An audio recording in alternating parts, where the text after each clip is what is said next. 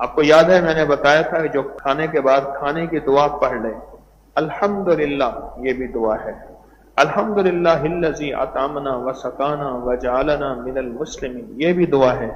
اکیلا الحمدللہ پڑھ لے تو سمجھ لے دعا پوری پڑھ لے۔ جو کھانے کے بعد دعا پڑھ لے اور پھر صرف 3 بار سورۃ قریش پڑھے۔ مجھے یہاں یہ چوک میں ایک صاحب ملے، میرے یہ سامنے مسجد میں نے نماز پڑھی، بڑی پرانی بات، 4-5 سال پہلی بات۔ مجھ سے کہنے لگے کہ اس عمل سے میرا 25 کلو وزن کم ہوا ہے، میں اتنا موٹا تھا۔ 25 کلو وزن کم ہوا ہے۔ کھانے کے بعد جو بندہ 3 دفعہ سورۃ قریش پڑھ لے، 3 بار سورۃ قریش کھانے کے بعد پڑھ لے، کھانے کے بعد 3 بار کیا پڑھنا ہے؟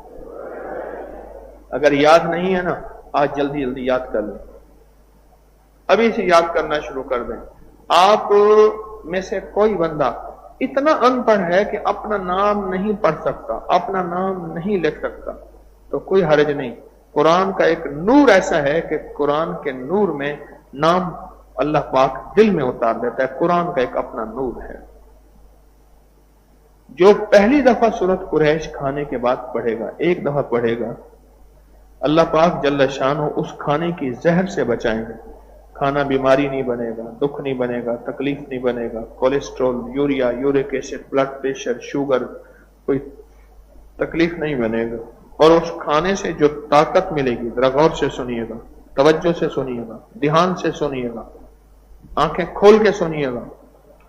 جو اس کھانے سے طاقت ملے گی وہ عبادت، اعمال اور نور پہ خرچ ہوگی، اور وہ کھانا بیماری نہیں بنے گا۔ اور اس کھانے سے جو طاقت ملے گی اس سے عبادت، اعمال اور نور بنے گا اس کھانے سے۔ اور اگر اس کھانے میں زہر ملا ہوا ہے تو زہر بھی اثر نہیں کرے گا، کھانا صحت اور شفا بن جائے گا۔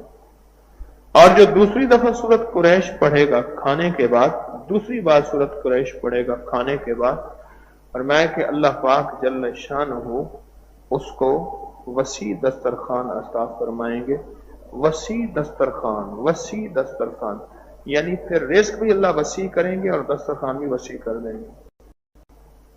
اور جو تیسری اور آخری دفعہ سورۃ قریش کھانے کے بعد پڑھے گا، اللہ اس کی 7 نسلوں کو ایسے وسیع دسترخوان عطا فرمائیں گے۔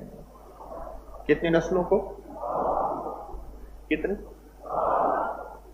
7 نسلوں کو میرا رب ایسے وسیع دسترخوان عطا فرمائے گا۔